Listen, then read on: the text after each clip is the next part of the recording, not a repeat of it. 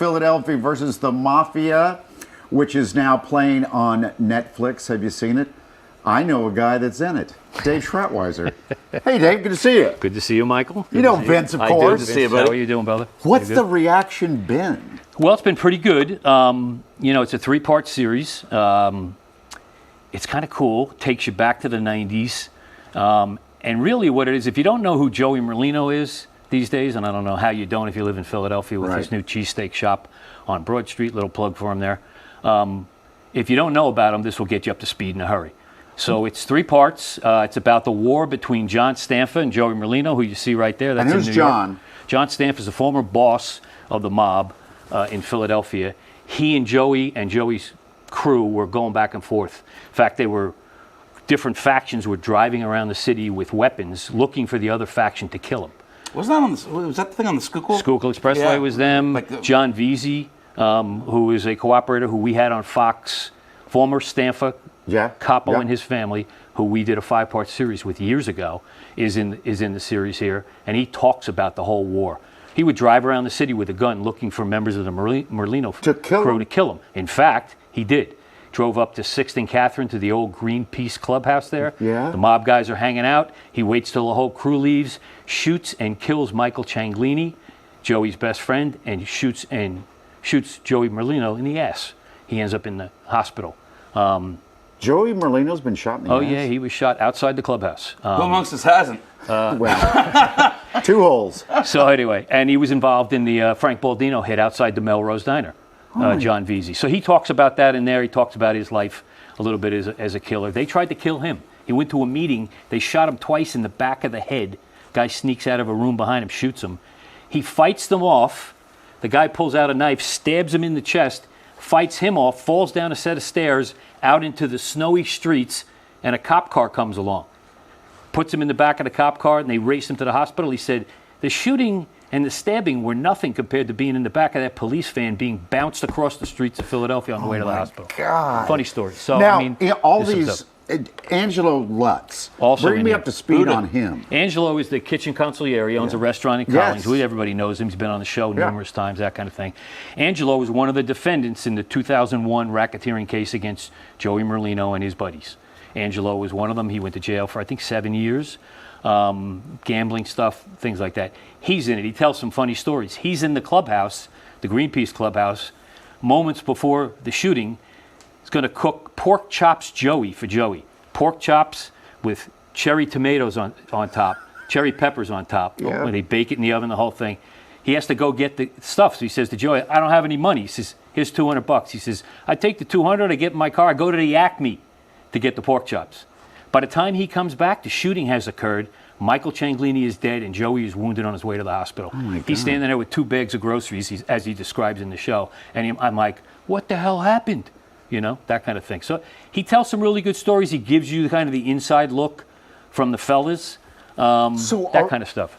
Everybody that I see in it, are most of them still alive? Right now, most of them are still alive. And out of prison. And out of prison. There's only a couple guys still in prison right now, and actually they're in a halfway house here in Philadelphia. Most of them have been released to the halfway house in Philadelphia in the last few months. A little bit early. Still have to serve out their sentences. But nobody's going back into the biz. No, listen, the business is completely changed, if you even want to call it. They'll tell you that it's not a crime to belong to an organization. And it's not, unless the organization is committing crimes. Right. Back in the day, they were committing a lot of crimes. They were hurting and they got people, indicted. I mean, look, Angelo Bruno got killed. Nicky Scarfo went to prison for basically his whole life.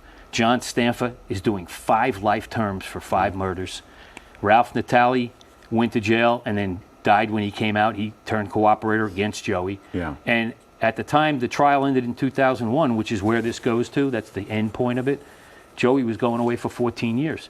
So while the government got kind of half a loaf, they didn't get the full loaf because they didn't convict him on the murders and a drug dealing case in Boston.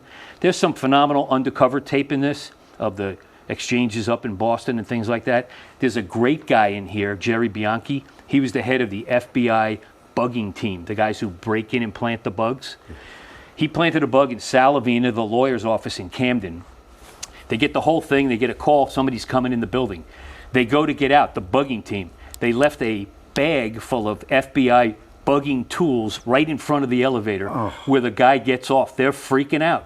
The guy steps over the bag, doesn't see it, and nothing happens. They go up and retrieve the bag and come back.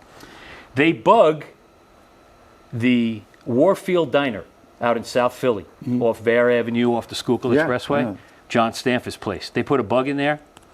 While they're in putting the bug in, they get into a whole thing about getting it done in a hurry and all that stuff. Little did they know, 4 hours after they put the bugs in there, there's a camera also on a pole across the street. The mob guys show up to shoot and kill Joey Cianglini, Michael's brother. They don't succeed. He's wounded seriously, and the waitress who's in there scared the pants off her.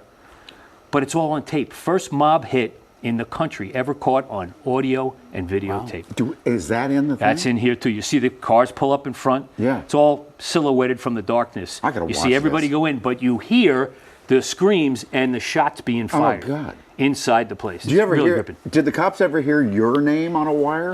If they did, they haven't told me that. No. Usually, if they hear you on a wire, they have 90 days after the wire comes down to come and tell you, hey, by the way, your voice was picked up, or they're talking about you on a wire. Just by law, we have to tell Were you. you ever scared doing this job?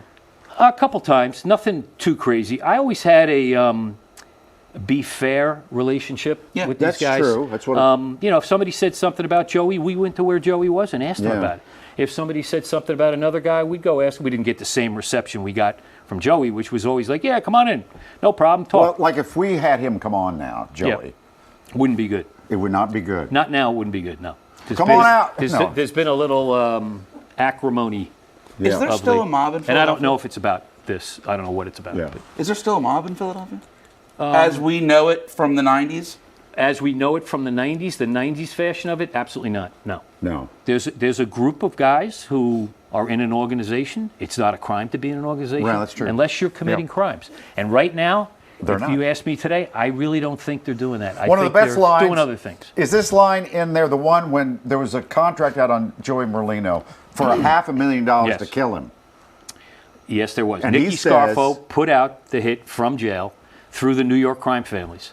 And a $500,000 bounty went up on Joey's head. So we heard about it. We went to see Joey.